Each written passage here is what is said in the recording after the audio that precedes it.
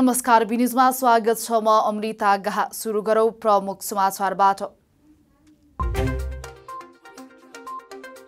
देशभर थप 1386 जनामा कोरोना संक्रमण पुष्टि, 8700 जना निको। तमघासको लाकुरी मञ्चमा निर्माण भएको 3D पार्क अलपत्र, पार्क छिट्टै सञ्चालनमा ल्याउने नगर प्रमुख भुषालको भनाई। पछिल्लो 24 घण्टामा गुल्मीमा संक्रमित हुनेभन्दा निको हुनेको संख्या धेरै, सक्रिय संक्रमितको संख्या 363 जना। र 19 वर्ष मुनिको विश्वकप क्रिकेटको उपाधि भारतलाई इङ्ल्यान्ड 4 विकेटले पराजित।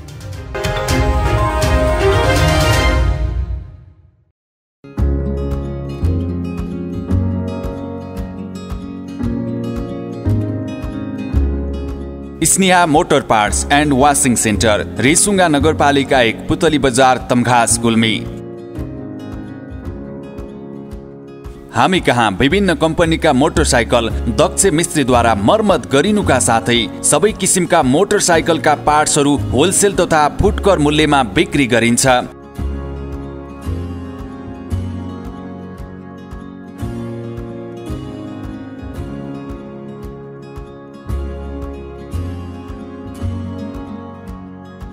साथै विभिन्न गाडी तथा मोटरसाइकलहरू वाशिङ गरिन्छ। यदि मोटरसाइकल बाटैमा बिग्रिए बाटैमा पुगेर मर्मत गर्ने सुविधा पनि छ।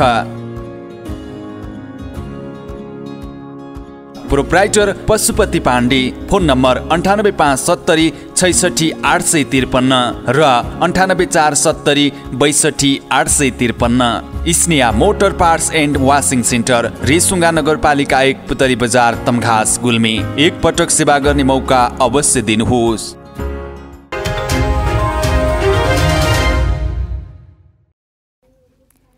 समाचार अब विस्तारमा। पछिल्लो 24 घण्टामा देशभर थप 1386 जनामा कोरोना संक्रमण पुष्टि भएको छ।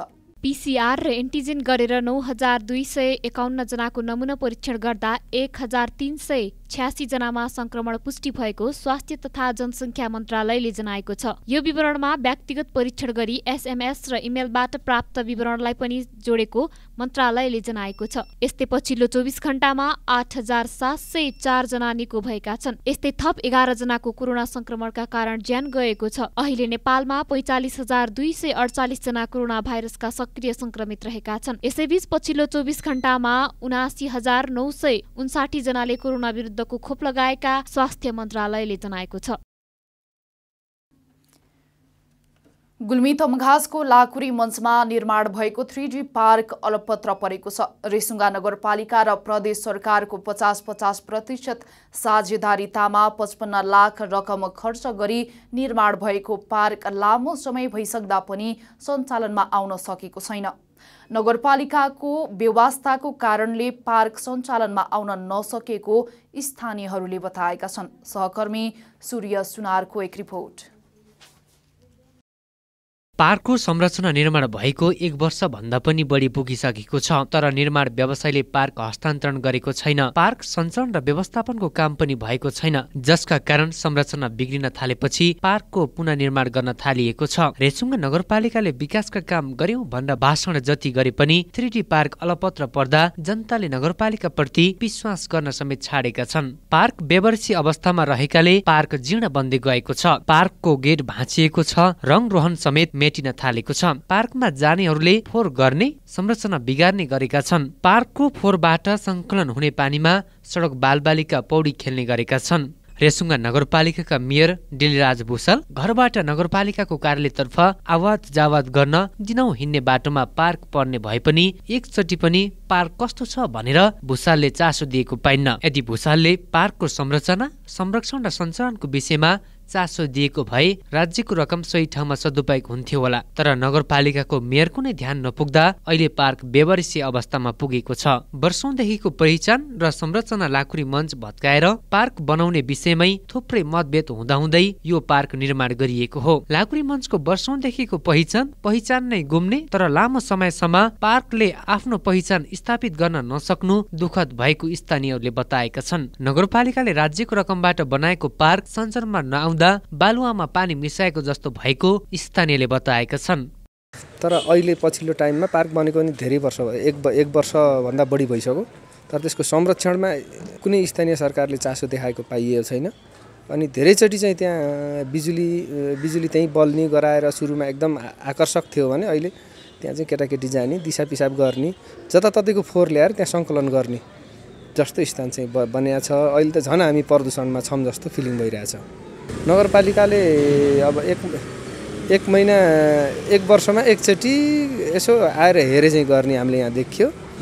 एकचोटि दुईचोटि आउने, तर लामो समयसम्म यसलाई चाहिँ व्यवस्थापन नगर्ने, केटाकेटी जाने फाल्ने, त्यहाँका सबै संरचनाहरूलाई भाँच्ने ध्वस्त पार्ने गरेको कारणले गर्दाखेरि यो चाहिँ एकदम अव्यवस्थित भइरहेछ। त्यसलाई चाहिँ एकदम नियमित रूपमा चाहिँ हेरविचार गरेर त्यसलाई संरक्षण गर्नलाई एकदम जरुरत छ जस्तो लाग्छ। रेसुङ्गा नगरपालिकाका मेयर डिलराज भुसालले पार्कका संरचनामा क्षति पुगेको विषयमा आफूलाई जानकारी भएको हुँदा छिट्टै सञ्चालनमा ल्याउने बताउनु भएको छ। रले तत्काल खोज्दै भनिहाल्न पनि कसले कोभिड, कहिले त्यसको मिस्त्री नपाएर रोकेका थियौँ।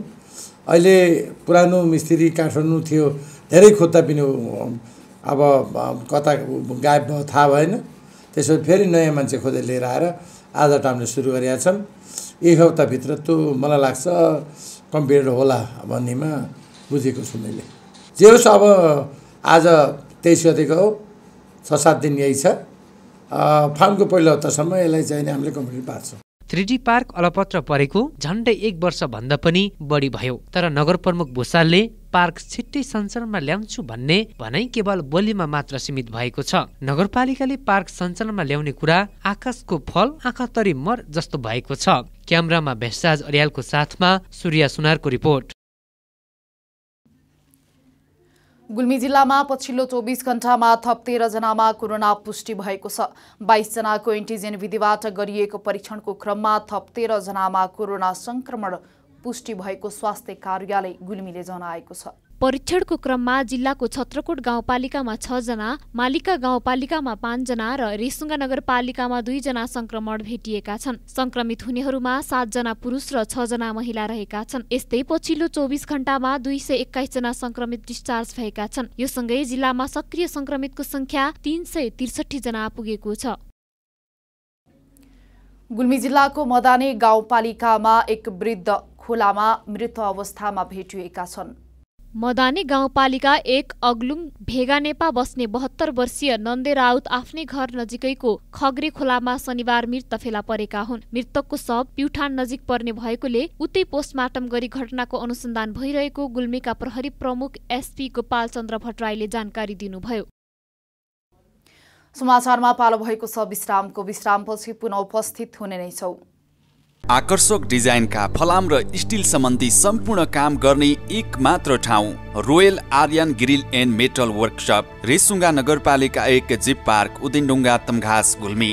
के तपाईँ घर वा अन्य कुनै भवन निर्माण गर्दै हुनुहुन्छ वा विद्यालय तथा कार्यालय लगायत सङ्घ संस्थाहरूमा मेटल सम्बन्धी सामान कहाँबाट ल्याउने भनेर चिन्तित हुनुहुन्छ? यदि त्यसो हो भने एक पटक हामीलाई सम्झनुहोस्। हामी कहाँ shutter, fancy gate, fancy railing, grill, channel gate, truss लगायत आकर्षक डिजाइनमा विद्यालय तथा कार्यालयलाई आवश्यक पर्ने फलाम तथा स्टिल सम्बन्धी सम्पूर्ण कामहरू दक्ष मिस्त्रीबाट तपाईँको घरमै पुगेर सेवा दिइन्छ। Proprietor Rudra Kafle. Mobile number 98570 74 954 र 98654 74 954। Royal Aryan Grill and Metal Workshop, Resunga नगरपालिका 1 उदिनडुङ्गा, जीप पार्क, तमघास, गुल्मी।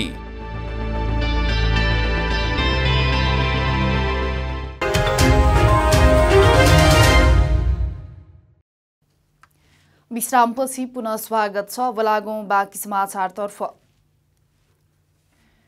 घरकै चुलो चौको र मेलापातमा समय व्यतीत गरिरहने गाउँघरका महिलाहरू पछिल्लो समय विभिन्न किसिमका सिप विकासका तालिमहरूमा सहभागी हुने गरेका छन्। बागलुङ जिल्लाको ताराखोला गाउँपालिकामा पनि महिलाहरू स्तरोन्नति ब्याग डिजाइन सिपमूलक तालिम सहभागी भई आत्मनिर्भर बन्न सक्ने भएका छन्। सहकर्मी अजय खड्काको एक रिपोर्ट। ताराखोला गाउँपालिका वडा नम्बर 5 मा गरिबी निवारणका लागि लघु उद्यम विकास कार्यक्रम अन्तर्गत स्तरोन्नति ब्याग डिजाइन सिपमूलक तालिम सम्पन्न भएको छ। ताराखोला गाउँपालिकाको आयोजना तथा उद्योग वाणिज्य तथा आपूर्ति मन्त्रालयको आर्थिक सहयोगमा स्तरोन्नति ब्याग डिजाइन सिपमूलक 15 दिने तालिम सम्पन्न भएको हो। तालिम इन्द्रकली रोकाले प्रशिक्षण गर्नुभएको थियो। उक्त तालिममा 10 जनाले प्रशिक्षण लिएका थिए। यसरी गाउँमै सिप सिक्न पाउँदा महिलाहरू हर्षित छन्। एकदमै खुसी छौँ। गाउँपालिकाले यस ताराखोला गाउँपालिकाले हामीलाई यो तालिम प्रदान गर्यो। यहाँभन्दा पहिला पनि हामीले पहिलो तालिममा 15 दिनको तालिम लिएका थियौँ। अहिले त्यसको लागि थप तालिम हामीले माग गरेका थियौँ। थप अझै 10 दिनको तालिम दिनुभएको थियो गाउँपालिकाले। 10 दिनमा हामी अझै पनि पूर्ण रूपले सक्षम नभएको अनुभव भयो सबै साथीहरूलाई। अनि त्यसपछि थप 5 दिन गरी 15 दिनको थप तालिम समापन भयो। एकदम राम्रो लाग्यो होइन। अब केही आर्थिकहरू कमाउन सकिला जस्तो लाग्यो होइन। राम्रो लाग्यो। यसले गर्दै जाने हो भने राम्रो आर्थिक त्यो गर्ला जस्तो लाग्छ क्या। अनि आफू अब सक्षम बन्ने होइन, कसैलाई हात थाप्न परेन। अब आफूले गर्न सक्यो अनि अब श्रीमानहरूलाई माग्न परेन। कार्यक्रममा ताराखोला गाउँपालिकाका अध्यक्ष प्रकाश घरतीले कार्यक्रमको उद्देश्य र महत्त्वमाथि प्रकाश पार्दै आगामी कार्ययोजनाको लागि उद्यमीहरूलाई उत्पादनमा जोड दिन आग्रह गर्नुभयो। गरिब तथा विपन्न परिवारलाई मध्यनजर गरी आर्थिक उपार्जनमा सहयोग हुने तरिकाले तालिम सञ्चालन गरिएको अध्यक्ष प्रकाश घरतीले बताउनुभयो। यसरी पालिकामा उद्यमीहरूको विकास गरी सानादेखि ठुलासम्मका उद्योगहरू सञ्चालन गर्ने उद्देश्य रहेको अध्यक्ष घरतीले बताउनुभयो। हामीले चाहिँ यसको उद्देश्य के हो भने नेपाल सरकार नेपालबाट हामीले चाहिँ गरिबी निवारण गर्ने, आर्थिक क्रियाकलापहरूले चाहिँ बढोत्तरी दिने र यहाँ विभिन्न प्रकारका हामीले चाहिँ उद्यमीहरू सिर्जना गरेर भविष्यमा ठुल्ठुला खालका चाहिँ ससानादेखि ठुला खालका चाहिँ उद्योगहरूसम्मको एउटा चाहिँ परिकल्पना गरेर चाहिँ यस्ता खालका चाहिँ कार्यक्रमहरू चाहिँ सञ्चालन गर्न लागि छ। र यो कार्यक्रम हामी सबै वडाहरूमा होइन हामीले यसरी नै चाहिँ हामीले चाहिँ सञ्चालन चाहिँ गरेका छौँ। मान्छे के हो भन्दाखेरि सुखी बनुन्, धनी बनुन्, सिप सिकाउन् होइन। त्यसपछि चाहिँ यहाँको चाहिँ स्थानीय स्तरमा चाहिँ होइन भएका चाहिँ कच्चा पदार्थहरूको चाहिँ होइन अब चाहिँ प्रयोग हुन् र यो प्रयोगले होइन अब आयातित वस्तुहरूलाई चाहिँ नियन्त्रण गरोस् र चाहिँ तपाईँको चाहिँ यहाँबाट उत्पादन भएका चाहिँ तपाईँको चाहिँ वस्तुहरू चाहिँ निर्यात हुन् र यहाँको चाहिँ मान्छेहरूको चाहिँ जीवन स्तर होइन अब माथि होस् भन्ने नै यसको चाहिँ परिकल्पना हो। तालिमबाट विभिन्न किसिमका ब्यागहरू उत्पादन गरिएको थियो। यसरी उत्पादन भएका ब्यागहरू केही पालिकाभित्रै बिक्री वितरण हुने र धेरै मात्रामा उत्पादन भएमा त्यसको बजारीकरणको व्यवस्था पालिकाले मिलाइदिने गाउँपालिकाका प्रमुख प्रशासकीय अधिकृत खिमबहादुर विश्वकर्माले बताउनुभयो। अब निकट भविष्यमा यसलाई चाहिँ कोसेली घर चाहिँ स्थापना गरेर यहाँ स्थानीय स्तरमा चाहिँ उत्पादन भएका सबै सामग्रीहरूलाई कोसेली घरमा राख्ने र कोसेली घरमा राखिसकेपछि कोसेली घर मार्फत चाहिँ हामीले वितरण गर्ने अथवा चाहिँ बिक्री वितरण गर्ने र बिक्री वितरण गर्नको लागि कोसेली घरलाई व्यवस्थित गर्नको लागि एउटा निश्चित कार्यविधि बनाउने, कार्यविधि बनाइसकेपछि त्यहाँ खरिद गर्ने उद्यमीबाट चाहिँ तयार भएका सामानहरू र निश्चित प्रतिशतको आधारमा चाहिँ केही नाफा लिएर फेरि त्यहाँबाट चाहिँ बिक्री गर्ने र त्यसो गर्दाखेरि के हुनसक्छ भन्दा भोलि बिहान चाहिँ उद्यमीहरूले बजारीकरणको लागि दुःख पाउनुपर्ने अवस्था पनि भएन र अर्को कुरा सेवाग्राहीहरूले पनि उक्त सामानहरू सिधै कोसेली घरमा चाहिँ गएर लिन सक्ने अवस्था हुन्छ। त्यस हुँदाखेरि भोलि निकट भविष्यमा हामी चाहिँ गाउँपालिकाबाट यो छलफल गराएर कार्यपालिकाबाट एउटा निर्णय गराएर कोसेली घर चाहिँ स्थापना गर्ने चाहिँ लक्ष्य रहेको छ। कार्यक्रममा ताराखोला गाउँपालिकाका वडा नम्बर 5 का वडाध्यक्ष राम बहादुर रोकाको अध्यक्षता, प्रशिक्षार्थी पुष्पा रोकाको स्वागत तथा गाउँपालिकाका सूचना अधिकारी प्रकाश गैरेको सञ्चालनमा सम्पन्न भएको थियो। महिलाहरूले यसरी सिप विकास गरेर श्रीमानको मुख ताक्नुपर्ने अवस्था अन्त्य भएको छ। Ajay Khadka, B Television, Baglung. 19 वर्ष मुनिको विश्वकप क्रिकेटको उपाधि भारतले जितेको छ। शनिबार राति भएको खेलमा इङ्ग्ल्यान्डलाई 4 विकेटले हराउँदै भारतले उपाधि जितेको हो। इङ्ल्यान्डले दिएको 189 रनको लक्ष्य भारतले 14 बल बाँकी छँदै 47 ओभर 4 बलमा 6 विकेट गुमाएर भेट्यायो। भारतका लागि शेख रसिद र निशान्त सिन्धुले 50 रनको अर्धशतकीय पारी खेले।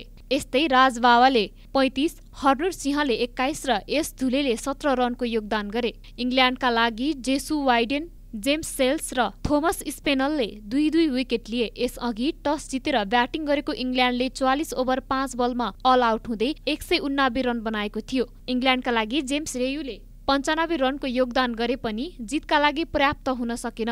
यस्तै जेम्स सेल्सले 34, जर्ज थोमसले 27 तथा रिहान अहमेदले एलेक्स हटनले 10-10 रन बनाए। भारतका लागि राज बाबाले 5 विकेट लिए भने रवि कुमारले 4 तथा कुशल तम्बेले 1 विकेट लिए। 19 वर्ष मुनिको विश्वकप क्रिकेटको उपाधि भारतले 5औं पटक जितेको हो। यसअघि सन् 2000, 2008, 2012 र 2018 मा भारतले उपाधि जितेको थियो। हामी समाचारको अन्त्यमा छौं, तर बिदा हुनु पूर्व समाचारका मुख्य शीर्षक पुनः एकपटक। देशभर थप 1386 जनामा कोरोना संक्रमण पुष्टि, 8700 जना निको। तमघासको लाकुरी मञ्चमा निर्माण भएको 3D पार्क अलपत्र, पार्क छिट्टै सञ्चालनमा ल्याउने नगर प्रमुख भूषालको भनाई। पछिल्लो 24 घण्टामा गुल्मीमा संक्रमित हुने भन्दा निको हुनेको संख्या धेरै, सक्रिय संक्रमितको संख्या 363 जना। र 19 वर्ष मुनिको विश्वकप क्रिकेटको उपाधि भारतलाई इङ्ल्यान्ड 4 विकेटले पराजित।